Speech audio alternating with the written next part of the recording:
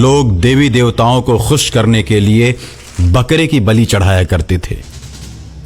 उसी समय कुछ लोग बकरों का कान भी काट कर उन्हें छोड़ दिया करते थे।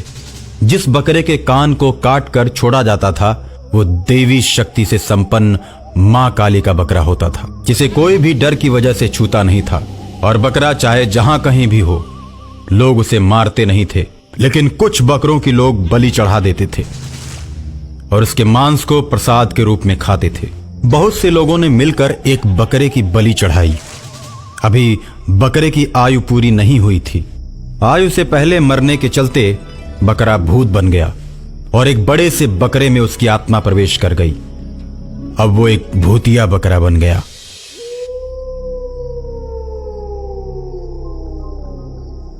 भूतिया बकरा शहर के सारे बकरों से बहुत ताकतवर था। वह बस नाम का बकरा था, लेकिन शक्ति के मामले में शेर की तरह था। बकरों की बलि को चढ़ता देख वो दुखी था और उसने सोचा, मैं अपने भाइयों की रक्षा करूंगा। इंसान मेरे भाइयों पर बहुत ही जुल्म करते हैं। अब मैं जुल्म को बर्दाश्त नहीं करूंगा। बहुत हो चुका। मेरे बहुत से भाई मारे जा चुके हैं।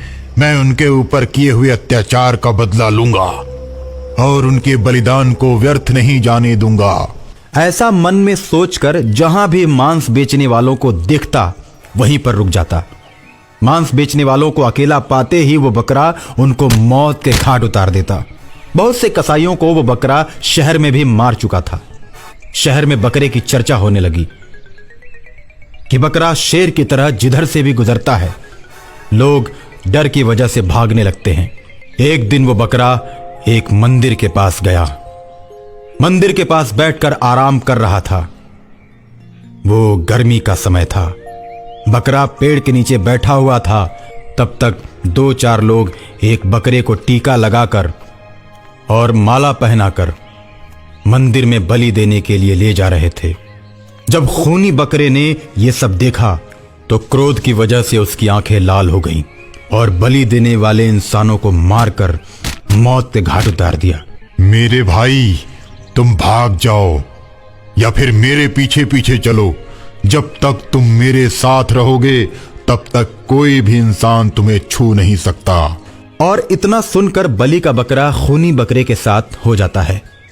इस तरह बहुत से बलि के बकरों को वो खूनी बकरा बचाता है और बहुत से बलि देने वाले इंसानों को मार देता है। इस तरह उस खूनी बकरे के पीछे बहुत से बकरे चल पड़ते हैं। खूनी बकरे की चर्चा अब पूरे शहर में होने लगती है। लोग तरह तरह की बातें करने लगते हैं। कोई कहता है कि जो भी अब बकरों को मारेगा, खूनी बकरा आकर उन्हें मारेगा। और इसी डर की वजह से लोग बकरों को मारना बंद कर देते हैं। और एक दिन खूनी बकरा उन सभी बकरों को लेकर पहाड़ों की तरफ जाता है। सभी बकरे रास्ते में जाते समय हरी हरी घासों को चरते जाते हैं और इंसानों से दूर पहाड़ों पर जाकर बस जाते हैं, जहां वे भर पेट घास चरते हैं और नदी में उतरकर पानी पीते हैं। प्रकृति की गोद में सारे बकरे अपने आप को स्वतंत्र महसूस करने लगते हैं और इंसानों का डर उन्हें कभी नहीं सताता।